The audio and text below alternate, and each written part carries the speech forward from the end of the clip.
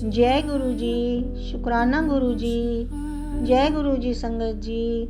आज हम गुरु जी की असीम कृपा से श्री शिव महापुराण की विधेश्वर संहिता का 22वां अध्याय सुनेंगे। ओम श्री गणेशाय नमः। ओम श्री गणेशाय नमः। गुरुर्ब्रह्मा गुरुर्विष्णु गुरुर्देवो महेश्वरः। गुरुर्ब्रह्मा गुरुर्विष्णु गुरुर्देवो महेश्वरः। गुरुर्साक्षात् परब्रह्म तस्मै श्री गुरवे नमः। गुरुर्साक्षात् परब्रह्म तस्मै श्री गुरवे नमः। शिव नैवेद्य भक्षण का निर्णय एवं बिल्व पत्र का महात्म्य। ऋषिगण बोले, हे महामुने, हमने पहले सुना है कि भगवान शिव को अर्पित किया गया नैवेद्य अग्राह्य होता है। अतएव नैवेद्य के विषय में निर्णय और बिल्व पत्र का महात्म्य भी कहिए। सूत जी बोले, हे मुनियों, अब आप सब सावधानी से सुने। मैं प्रेम पूर्वक सब कुछ कह रहा हूँ। आप लोग शिव व्रत धारण करने वाले हैं, अतः आप लोग धन्य हैं। जो शिव का भक्त, पवित्र, शुद्ध, सद्व्रती तथा दृढ़ निश्चयी है, उसे शिव नैवेद्य अवश्य ग्रहण करना चाहिए और अग्राह्य भावना का त्याग कर देना चाहिए। शिव नैवेद्य को देखने मात्र से ही सभी पाप दूर हो जाते हैं और शिव का नैवेद्य भक्षण करने से तो करोड़ों पुण्य स्वतः आ जाते हैं। 1000 योगों की बात कौन कहे, अर्वुद यज्ञ करने से भी वह पुण्य प्राप्त नहीं हो पाता है जो शिव नैवेद्य खाने से प्राप्त हो जाता है। शिव का नैवेद्य खाने से तो शिव सायुज्य की प्राप्ति भी हो जाती है। जिस घर में शिव को नैवेद्य लगाया जाता है या अन्यत्र से शिव को समर्पित नैवेद्य प्रसाद रूप में आ जाता है, वह घर पवित्र हो जाता है और वह अन्य को भी पवित्र करने वाला हो जाता है।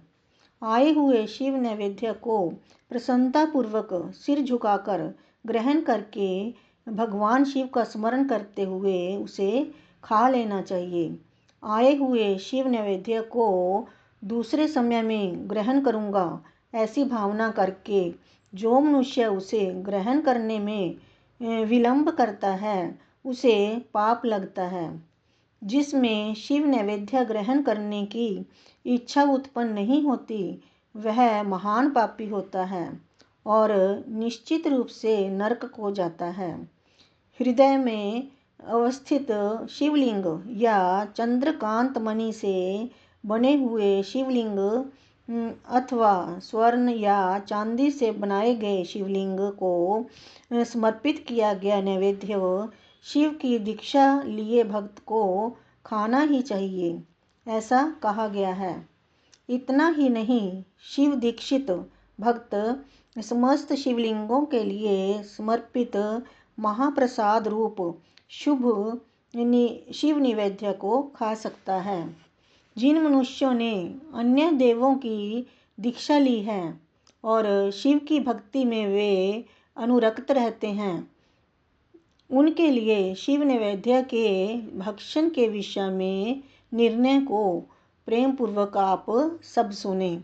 हे ब्राह्मणों, शालग्राम में उत्पन्न शिवलिंग, रसलिंग, पार्दलिंग, पाषाणलिंग, रजतलिंग, स्वर्णलिंग, देवों और सिद्ध मुनियों के द्वारा प्रतिष्ठित शिवलिंग, केसर के बने हुए लिंग, स्फटिक लिंग, रत्न लिंग और ज्योतिर्लिंग आदि समस्त शिवलिंगों के लिए समर्पित नैवेद्य का भक्षण करना चंद्रायन व्रत के समान फल देने वाला कहा गया है। यदि ब्रह्म हत्या करने वाला भी पवित्र होकर शिव का पवित्र निर्माल्य धारण करता है और उसे खाता है, उसके संपूर्ण पाप शीघ्र ही नष्ट हो जाते हैं। जहाँ चंड का अधिकार हो वहाँ शिवलिंग के लिए समर्पित नैवेद्य का भक्षण मनुष्य को नहीं करना चाहिए। जहाँ चंड का अधिकार ना हो वहाँ भक्तिपूर्वक भक्षण करना चाहिए। बाणलिंग, लोहलिंग, सिद्धलिंग, स्वयंभूलिंग और अन्य समस्त प्रतिमाओं में चंड का अधिकार नहीं होता है। जो विधि पूर्वक शिवलिंग को स्नान कराकर उस स्नान जल को 3 बार पीता है, उसके समस्त पाप शीघ्र ही नष्ट हो जाते हैं। चंड के द्वारा अधिकृत होने के कारण अग्राह्य शिव नैवेद्य, पत्र, पुष्प, फल और जल, यह सब शालग्राम शिला के स्पर्श से पवित्र हो जाता है। हे मुनीश्वरों, शिवलिंग के ऊपर जो भी द्रव्य चढ़ाया जाता है वह अग्राह्य है और जो लिंग के स्पर्श से बाहर है उसे अत्यंत पवित्र जानना चाहिए।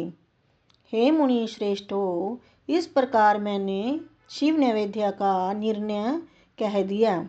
अब आप सब सावधानी से बिल्व पत्र के महात्म्य को आदर पूर्वक सुने। बिल्व वृक्ष तो महादेव स्वरूप है, देवों के द्वारा भी इसकी स्तुति की गई है। अतः जिस किसी प्रकार से उसकी महिमा को कैसे जाना जा सकता है। संसार में जितने भी प्रसिद्ध तीर्थ हैं वे सब तीर्थ बिल्व के मूल में निवास करते हैं।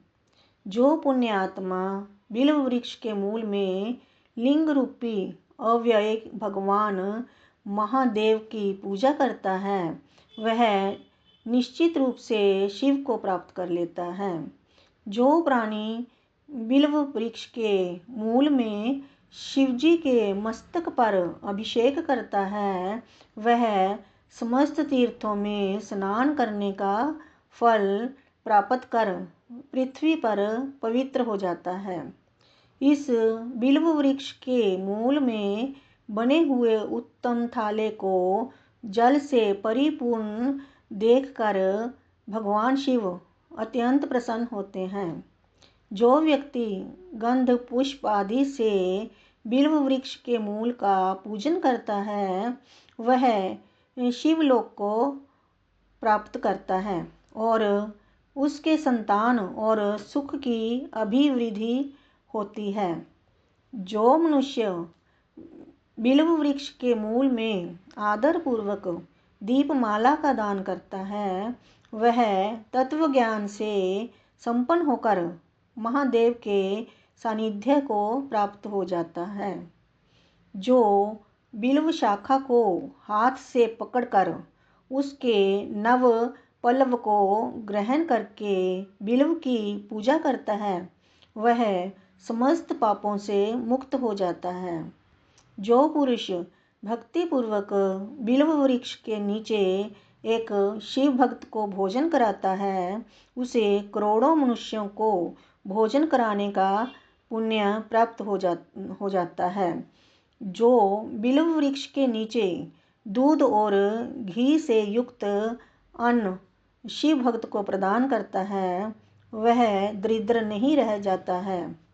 हे ब्राह्मणों, इस प्रकार मैंने सांगोपांग शिवलिंग के पूजन विधान को कह दिया है। इसमें भी प्रवृत्तों और निवृत्तों के लिए 2 भेद हैं। प्रवृत्ति मार्गियों के लिए पीठ पूजा इस भूतल पर संपूर्ण अभीष्ट वस्तुओं को देने वाली होती है। प्रवृत्त पुरुष को चाहिए कि सुपात्र गुरु आदि के द्वारा ही सारी पूजा संपन्न करे। शिवलिंग का अभिषेक करने के पश्चात अगहनी अन्न से नैवेद्य लगाना चाहिए।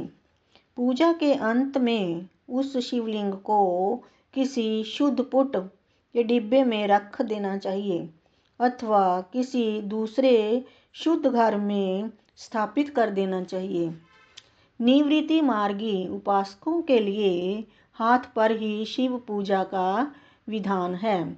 उन्हें भिक्षा आदि से प्राप्त अपने भोजन को ही नैवेद्य रूप में अर्पित करना चाहिए। निवृत्ति मार्गियों के लिए प्रात पर सूक्ष्म लिंग ही श्रेष्ठ बताया गया है। उन्हें चाहिए कि विभूति से ही पूजा करें और विभूति का ही नैवेद्य शिव को प्रदान करें। पूजा करने के पश्चात उस विभूति स्वरूप लिंग को सिर पर सदा धारण करना चाहिए। इस प्रकार श्री शिव महापुराण के अंतर्गत प्रथम विधेश्वर संहिता के साध्य साधन खंड में शिव नैवेद्य वर्णन नामक 22वां अध्याय पूर्ण हुआ। जय गुरु जी। ओम नमः शिवाय। शिव जी सदा सहाय। ओम नमः शिवाय। गुरु जी सदा सहाय। जय गुरु जी।